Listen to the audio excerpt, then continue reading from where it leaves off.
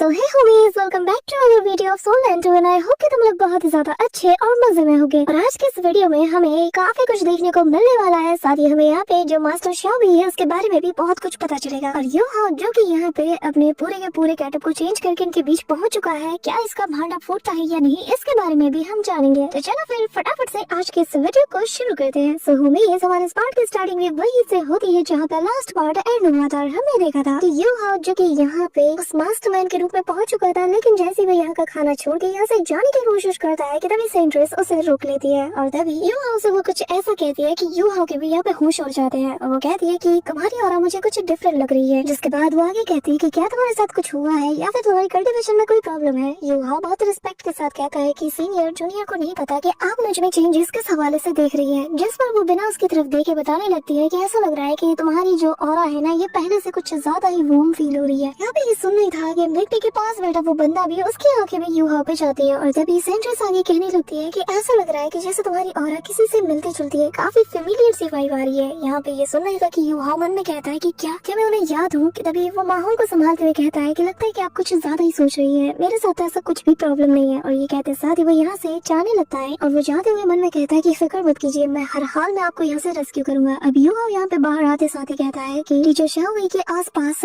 Holi spirit cult के काफी सारे टेंट मौजूद है जहाँ पे उनके एल्डर भी मौजूद हैं, यानी कि इन लोगों ने यहाँ पे पूरी तैयारी करके रखी है। और इन लोगों के रहते टीचर शाओबी को यहाँ से रेस्क्यू करना बहुत ज्यादा मुश्किल होगा। मतलब कि ये पहले हमें इन लोगों को यहाँ से दूर ले जाना होगा। तो यूहाओ मन में सोचता है कि आखिर ज़ोंगली वो और जो बाकी सब है, इन लोगों को वो यहाँ से दूर कैसे ले जाए। तभी यहाँ पे हम देखते हैं पीछे से जो सेकंड ब्रदर है वो कहने लगता है कि सेवंथ ब्रदर जरा रुको, मेरी बात तो सुनो, आखिर तुम्हें इतनी जल्दबाजी में कहाँ जाना है। कि तभी यूहाओ रुक जाता है और यूहाओ कहता है कि आखिर क्या बात है, जिसमें वो कहता है कि तुम अपना मास्क भूल गए थे। और तभी यहाँ पे हम देखते हैं कि ये जो सेकंड ब्रदर था ये पीछे मुड़ के देखता है कि इन्हें कोई फॉलो कर रहा है। तो वो यहाँ पे यूहाओ को बातों बातों में बताने लगता है कि होली स्पिरिट जो चर्च है ना, उसकी जो मिलिट्री अफेयर्स है उसमें काफी बड़ा हाथ है। इसीलिए जो हमारे लीडर्स है उन्होंने जो डालू कॉन्टिनेंट के आसपास के इलाका है उनकी पोजीशन पे पेट्रोलिंग करने के लिए हमें चुना है और हमें भेजने वाले हैं किसी इंस्पेक्टर के रूप में, ताकि वहाँ पर हम श्रेक की जितनी भी पोजीशंस है उनके बारे में अच्छे से डिटेल्स में रिपोर्ट निकाल पाए। ये सुन के यूहाओ के दिमाग में आइडिया आता है और वो कहने लगता है कि अच्छा मिलिट्री इंस्पेक्टर, क्या बात है, ऐसा लग रहा है कि मेरे लिए इन लोगों ने रास्ते को बहुत ही आसान कर दिया है। जिसके बाद वो कहने लगता है कि इनकी पोजीशन भी बिल्कुल एक्जैक्ट लोकेशन पे है। अब यूहाओ कहने लगता है कि चलो फिर हमें जल्द से जल्द निकलना होगा। अब रास्ते में यूहाओ को यहाँ पे सेकंड ब्रदर बताने लगते हैं कि यहाँ पर तो ऐसे एल्डर भी हैं जो कि हमें इजीली इसके अंदर जाने नहीं देंगे, तो हमें बहुत ही ज्यादा केयरफुल रहना होगा। और क्योंकि हम लोग एक इंस्पेक्टर के तौर पे जा रहे हैं तो ये लोग हमारा वहाँ पे बहुत ही अच्छे से स्वागत करेंगे। इसी के साथ सेकंड सोल इंजीनियरिंग कैंप का हमें सीन दिखाया जाता है, यानी कि जो सोल मास्टर कैंप था वहाँ पे हम देखते हैं जहाँ पे यूहाओ और जो सेकंड ब्रदर ये पहुँच जाते हैं और गुनाओ नाम का बंदा इन्हें आके यहाँ पे वेलकम करता है। यहाँ पे गुनाओ का जो कल्टीवेशन लेवल है वो कॉन्ट्रा दाउलू के बराबर था। ये देखकर यूहाओ काफी ज्यादा सरप्राइज था। यूहाओ जब इनके लॉन्ग रेंज के जो सोल गाइडिंग टूल्स को देखता है ना, तो उसके होश उड़ चुके थे। वो समझ चुका था कि ये लोग किस हद तक एडवांस कर चुके हैं। यूहाओ कहने लगता है कि अगर आसमान से देखा जा रहा है तो हमें ऐसा लगेगा कि हमारे सामने स्टील का एक बहुत बड़ा फॉरेस्ट है और यही जो सेवन मून एम्पायर है उसका सबसे पावरफुल डिफेंसिव एरिया भी है। साथ इनके जो सोल गाइडिंग टूल्स है ये हमारे श्रेक एकेडमी के जो टूल्स है उनसे भी कई गुना ज्यादा एडवांस लेवल पे है। यूहाओ के मन में आता है कि काश मैं इन सभी को यही पे डिस्ट्रॉय कर पाता, क्योंकि मुझे देख कर ही गुस्सा आ रहा है कि ये सब कुछ ये हमारे अगेंस्ट से यूज करने वाले हैं। इस दौरान यूहाओ झूठी तारीफ करने लगता है कि हाँ तुम लोगों ने इस जगह को बहुत ही अच्छे से मेंटेन करके रखा है। अब यहाँ पे ये सारी बातें सुनकर जो गुनान है वो सीधा इन्हें अपने टेंट के पास ले जाता है और कहने लगता है कि क्यों ना हम थोड़ा चाय नाश्ता कर लेते हैं। और यहाँ पे हम देखते हैं कि वो इन्हें काफी ज्यादा रिश्वत देता है, जो देख कर यूहाओ भी उससे कुछ नहीं कहता और वो लगे हाथ सारी चीजें अपने पास रख लेता है। और तभी ये लोग कहने लगते हैं कि ठीक है, हम इंपीरियल एडवाइजर के सामने आपकी अच्छी खासी रिपोर्ट को पेश करेंगे कि गुनान ने काफी अच्छे से इस जगह को मेंटेन करके रखा है। और आगे चल के मुझे पूरा यकीन है कि हमारे नेशन के जो 5 मेजर फोर्सेस है ना, आप उनको लीड भी कर सकते हो। यहाँ पे बातों में यूहाओ अपना काम कर चुका था। वो टेबल के नीचे उस चीज को सेट कर देता है और तभी ये लोग यहाँ से जाने लगते हैं। और तभी हम देखते हैं कि सेकंड ब्रदर कहने लगता है कि क्या काम हो गया। यूहाओ हंसते हुए कहता है कि हाँ बिल्कुल। जो देखकर वो शॉक्ड हो जाता है। तो यूहाओ कहता है कि अगर तुम उसे देख पाते तो फिर गुनान भी उसे देख लेता और मेरे हाथ की सफाई का भी तुम्हें पता नहीं है। जिसके बाद वो लोग यहाँ से जाने लगते हैं और कहने लगते हैं कि चिंता मत करो, इस मैटर में तुम्हारा नाम बिल्कुल भी नहीं आएगा, मैं इस बात का खास ख्याल रखूंगा। इसी के साथ हम देखते हैं कि उस टेंट के अंदर यूहाओ की इनविजिबल सोल आ चुकी थी, जो कि यहाँ पर आते साथ ही अपना काम शुरू कर देता है।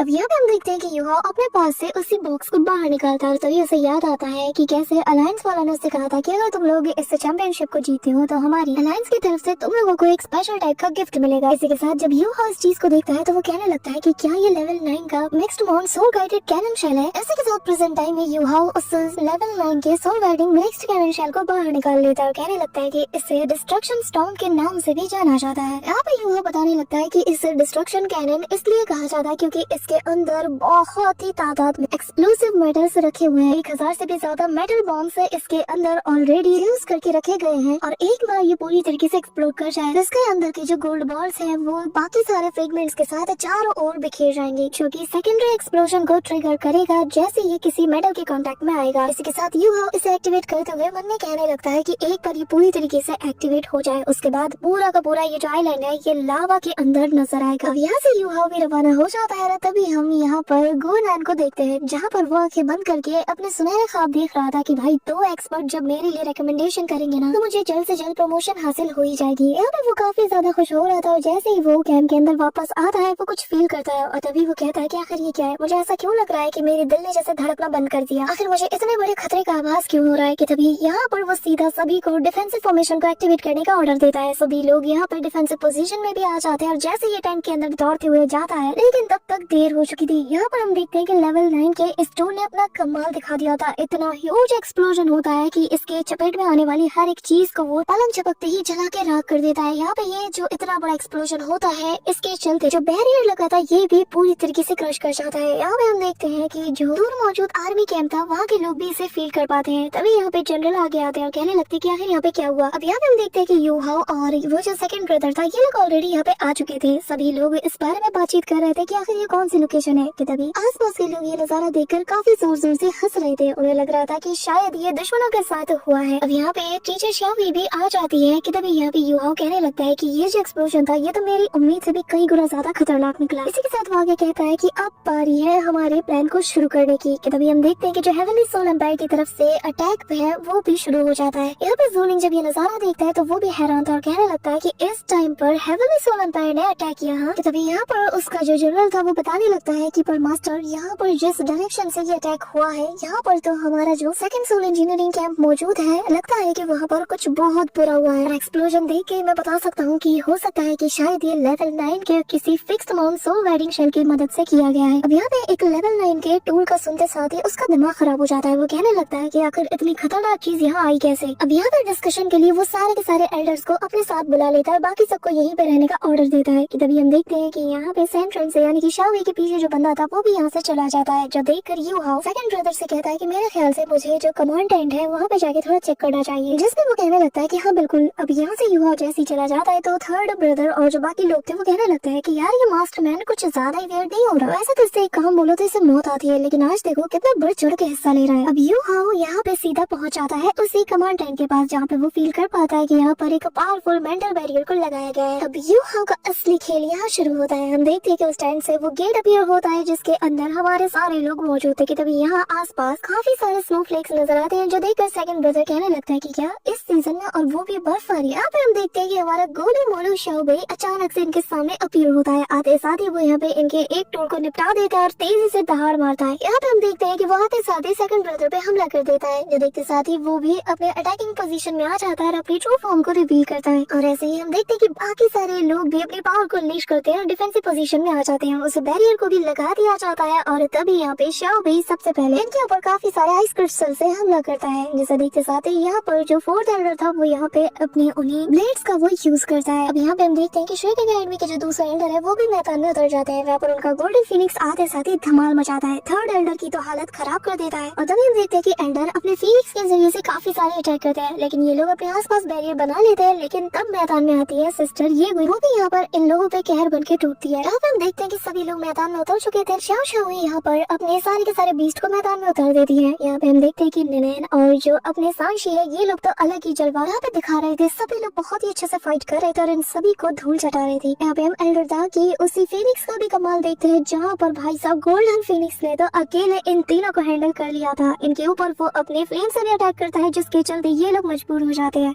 यहाँ पे हम देखते हैं कि सबसे ज्यादा बुरी हालत तो थर्ड एल्डर की हो चुकी थी क्योंकि उसने नैन के मदर के साथ भी बहुत बुरा किया था। यहाँ पे हम देखते हैं कि वो अपने आसपास बैरियर बना के उस फ्लेम से बचने की कोशिश कर रहा था, लेकिन तब तक यहाँ पे वो ब्लू फिनिक्स उसके आर पार हो जाती है जिससे उसे काफी ज्यादा इंजरीज भी होती है। लेकिन जैसे तैसे करके वो यहाँ पे मैनेज कर लेता है। चारों ओर बिजलियाँ कड़कने लगती है। वहीं दूसरी तरफ हम देखते हैं कि यहाँ पर पूरी की पूरी श्रेक एकेडमी की टीम भी आ चुकी थी, जहाँ पे हम बेबी से लेकर पूरी की पूरी टीम को यहाँ देख पाते हैं और इन्हें फाइट करता हुआ देख कर मजा ही आ गया। यहाँ पे सभी लोग कहने लगते हैं कि श्रेक एकेडमी के लोग यहाँ आ चुके हैं। अब ये लोग जान चुके हैं कि ये लोग यहाँ किसके लिए आए हैं। सभी लोग ऑर्डर देते हैं कि जल्द से जल्द सेंट एंट्रेंस को प्रोटेक्ट करो, कोई भी उन्हें अकेला नहीं छोड़ेगा। बस फिर क्या, सारे के सारे एंटर, सारे के सारे लोग यहाँ पे हम देखते हैं कि टीचर शाओये को प्रोटेक्ट करने के लिए वहाँ पे पहुँच जाते हैं। यहाँ पे हम देखते हैं कि सभी लोग धमाल मचा रहे थे कि तभी यहाँ पे यू हाओ असली काम कर रहा था और यहाँ पे वो अभी भी मास्टरमैन के गेटअप में था कि तभी एक बंदा दौड़ते हुए आता है और चिल्लाते हुए कहता है कि मास्टरमैन हमारी मदद करो। दुश्मन यहाँ पे आ चुके हैं और अब ये लोग किसी भी वक्त आगे बढ़ सकते हैं, हमें जल्द से जल्द इन्हें रोकना ही होगा। जिस पे यू हाओ कहता है कि अच्छा ऐसी बात है, ठीक है फिर मैं अभी के अभी ग्रैंड मास्टर और बाकी सभी को इस बारे में नोटिफाई करने वाला हूँ। अब तभी वो मेंटल पावर का यूज करके इसे वहीं पे ढेर कर देता है ताकि कोई भी यहाँ पर जूलिंग और बाकी सबको इसके बारे में इन्फॉर्म न कर पाए। दूसरी तरफ आसमानों में तो हम देखते हैं कि जो एल्डर दा है उनका जो फीनिक्स है ना वो अपने आप जैसे पीक फॉर्म में था। लिटरली यहाँ पे थर्ड एल्डर की इसने बहुत बुरी हालत कर दी थी। वही दूसरी तरफ हम यहाँ पर इनके एक और एल्डर को देखते हैं जहाँ पे वो अपने फोर्थ सोल स्किल को एक्टिवेट करता है और उसका टारगेट था यही गोल्डन फीनिक्स और वो नीदर स्लैश नाम के अटैक को सीधा इसकी तरफ बढ़ा देता है। लेकिन यहाँ पे जो एल्डर थे वो अपने गोल्डन फीनिक्स को कंट्रोल करते हुए इसके सारे अटैक्स को डिस्ट्रॉय करते हुए सीधा इसकी तरफ बढ़ता है, जहाँ पर एक सौर का मुक्का इसे पड़ता है और यहाँ पे बहुत बड़ा एक्सप्लोजन होता है और तभी ये पलट के आते हैं और इस वक्त इसके अंदर शी-हाओ की आत्मा आ चुकी थी। ऐसा लटा लटा के मारते हैं कि बंदे को मौका तक नहीं मिल पाता कि वो रिएक्ट कर पाए, जिसके बाद वो उसके ऊपर इतने सारे पंचेस मारते हैं कि उसके मुंह से खून तक निकलने लगता है, उसके जॉ लाइन तक वो तोड़ देते हैं और फिर भी वो यहाँ पे रुकने वाले नहीं थे। ऐसे ही करते करते वो उसे मार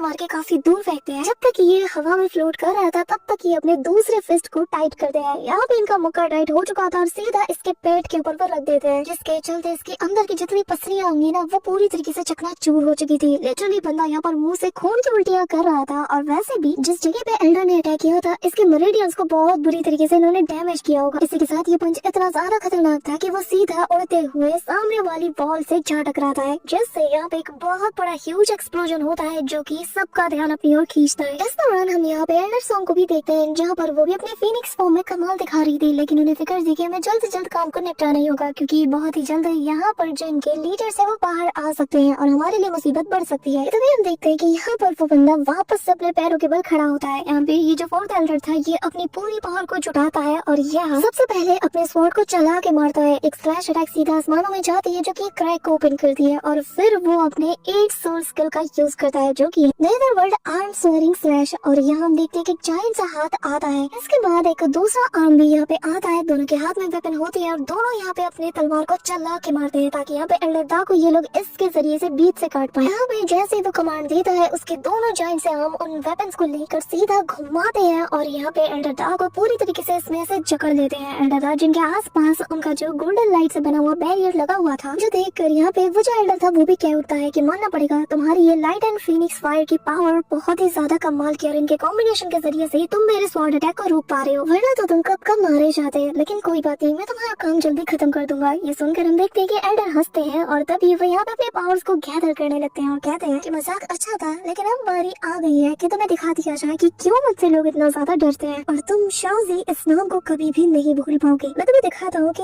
यान शाओजी जो कि 96 रैंक का एक हाइपर डब्ल्यू है उसकी असली ताकत क्या है। और तुम्हें क्या लगता है कि मैं एक लेवल 93 के इविल सोल मास्टर से फाइट करने के लिए अपने एट्रीब्यूट्स पावर पर डिपेंड रहूंगा? ये कहते हुए हम देखते हैं कि वो उसके उस नीदर स्वॉर्ड को ही पूरी तरीके से शेडर कर देते हैं और तभी कहने लगते हैं कि तुम्हें थोड़ा अपनी हद में रहना चाहिए। कि तभी यहाँ पे जो थर्ड एल्डर था वो यहाँ पे आ जाता है और कहने लगता है कि ग्रीन डब्ल्यू मैं तुम्हें अवेंज जरूर करूंगा और फिर वो अपनी 9th सोल स्किल को एक्टिवेट करता है जहाँ पे वो बादलों के बीच गायब हो जाता है अगले ही पल और तभी वो thunder punishment of evil shine नाम की टेक्निक का यूज करता है जहाँ पे वो चिल्लाते हुए कहता है कि अब तुम मेरी ताकत देखोगे। यहाँ पे हम देखते हैं कि काफी कड़ाकेदार बिजलियां आसपास गिरने लगती है और यहाँ हम देखते हैं कि काफी सारे जो थंडर ड्रैगन्स होते हैं वो एक साथ एल्डर होम की तरफ रवाना हो जाते हैं। यहाँ पे हम देखते हैं कि वो फीनिक्स फॉर्म में थी तो वो उन सारे ड्रैगन से डॉज करते हुए इससे काफी दूर जा रही थी, लेकिन ये जो थंडर ड्रैगन थे उसका पीछा नहीं छोड़ते। पर तभी पलक झपकते ही वो उसके काफी ज्यादा क्लोज पहुंच जाती है और अपने पंजे से थर्ड एल्डर को पूरी तरीके से जकड़ने ही वाली थी कि तभी थर्ड एल्डर भी इसकी स्पीड को देखकर चारों खाने चित रह जाता है। वो कहता है कि क्या